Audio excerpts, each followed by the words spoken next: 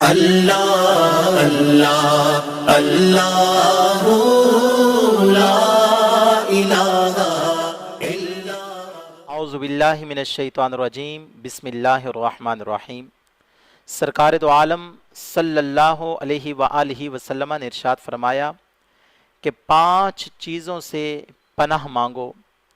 حضرت عبداللہ بن عمر رضی اللہ تعالیٰ عنہ فرماتے ہیں کہ ایک مرتبہ سرکار دو عالم صلی اللہ علیہ وآلہ وسلم ہماری طرف متوجہ ہو کر سرکار نے فرمایا کہ میں 5 چیزوں سے پناہ مانگتا ہوں، تم بھی ان سے پناہ مانگو۔ فرماتے ہیں سرکار دو عالم صلی اللہ علیہ وآلہ وسلم نے فرمایا، جب کسی قوم میں بے حیائی عام ہو جاتی ہے تو پھر طاعون اور طرح طرح کی بیماریاں پھیلتی ہیں، تو فرمایا جو ان سے پہلے کبھی نہ تھی۔ تو آج آپ بھی دیکھیں ملک پاکستان کے اندر اور پوری دنیا کے اندر بے حیائی عام ہو چکی ہے، اور اس کی وجہ سے کرونا وائرس جیسی بیماری، ڈینگی جیسی بیماری، یہ تمام بیماریاں پھیل رہی ہیں۔ یہ وجہ کیا ہے؟ سرکار نے فرمایا کہ جب بے حیائی عام ہو جائے تو پھر طرح طرح کی بیماریاں پھیلتی ہیں۔ اللہ تعالی ہمیں بے حیائی سے محفوظ فرمائے اور تمام بیماریوں سے بھی محفوظ فرمائے۔ دوسرا فرمایا سرکار دو عالم صلی اللہ علیہ وآلہ وسلم نے، جب ناپ تول میں کمی ہوگی تو وہ قوم قحط اور تنگی کے ساتھ ظالم حکمرانوں کے تسلط میں مبتلا ہو جائے گی۔ آج آپ دیکھیں اوپر سے لے کر نیچے تک ہر بندہ ناپ تول میں کمی کرتا ہے، ہر بندہ 2 نمبری کرتا ہے، اور ظالم حکمران ہیں وہ اپنی عیاشیوں میں لگے ہوئے ہیں، لیکن غریب کا کوئی پرسان حال نہیں ہے۔ وجہ کیا ہے؟ یہ بھی سرکار نے فرمایا کہ جب نیچے طبقہ ناپ تول میں کمی کرتا ہے تو اللہ تعالیٰ پھر ان پر ظالم حکمرانوں کو مسلط فرما دیتا ہے۔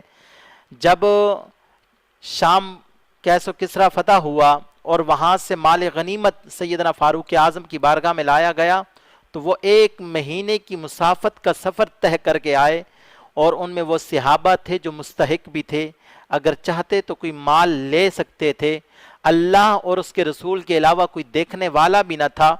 جب وہ مال غنیمت کا ڈھیر مسجد نبوی میں لگا تو حضرت سیدنا فاروق اعظم رضی اللہ تعالیٰ عنہ کی آنکھوں سے آنسو جاری ہو گئے۔ تو حضرت علی المرتضیٰ نے پوچھا، عمر روتے کیوں ہو؟ آپ نے فرمایا کہ یہ اتنا لمبا مہینوں کا سفر طے کر کے آئے، لیکن ایک سوئی کے برابر بھی انہوں نے اس مال کے اندر خیانت نہیں کی۔ تو حضرت سیدنا علی المرتضیٰ نے فرمایا، عمر جب تم خائن نہیں ہو، جب تم ایمانت دار ہو، تو تمہاری رایا کبھی خائن نہیں ہو سکتی۔ اور اگر آج جو ہم ناپ تول میں کمی کرتے ہیں، آج ہم جو 2 نمبریاں کرتے ہیں، ہر چیز میں ملاوٹ کرتے ہیں، تو یہ اس وجہ سے ہمارے اوپر ظالم حکمران مسلط کر دی جاتے ہیں، جنہیں کسی کی غربت کا خیال نہیں ہوتا، جنہیں کسی کی بے بسی کا خیال نہیں ہوتا۔ تو آگے سرکار دو عالم صلی اللہ علیہ وسلم نے فرمایا، جو قوم زکوٰۃ ادا نہیں کرے گی اس پر بارش کم کر دی جاتی ہے۔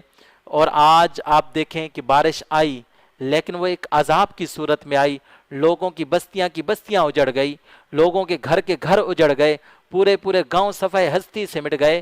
تو پتہ چلا کہ جو اللہ کی راہ میں زکوٰۃ ادا نہیں کرتا، تو پھر آج 2.5% مال سے زکوٰۃ ہوتی ہے، وہ ہم نہیں دے رہے، لیکن ٹیکس اس سے دگنا اور اس سے 10 گنا بڑھ کے دے رہے ہیں۔ کاش کہ ہم شریعت پہ عمل پیرا ہوتے، اور جو رسول اللہ صلی اللہ علیہ وسلم ہمیں بتا کر چلے گئے ہم وہ زکوٰۃ ادا کرتے، تو آج ہم زمانے کے اندر ذلیل و رسوا نہ ہوتے۔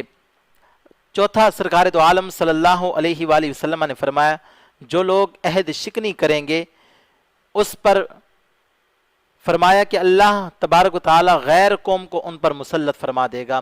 آج آپ دیکھیں کہ لوگ وعدہ کرتے ہیں، بھول جاتے ہیں، حکمران آتے ہیں الیکشن سے پہلے وعدہ کر کے جاتے ہیں، پھر 4-5 سال تک جب تک ان کی حکمرانی رہتی ہے وہ بھول جاتے ہیں۔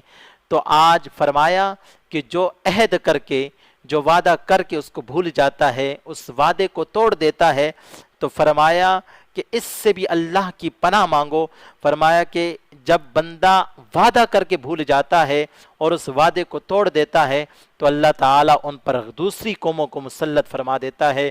اور آج آپ دیکھیں ہم پر کفار مسلط ہیں، اور آج ہم ان کے بات کے، ان کے اجازت کے بغیر کچھ نہیں کر سکتے۔ وجہ کیا ہے؟ یہی ہے کہ جو لوگ عہد شکنی کرتی ہے، جو قوم وعدہ توڑتی ہے، پھر وہ زمانے کے اندر ذلیل و رسوا ہوتی ہے۔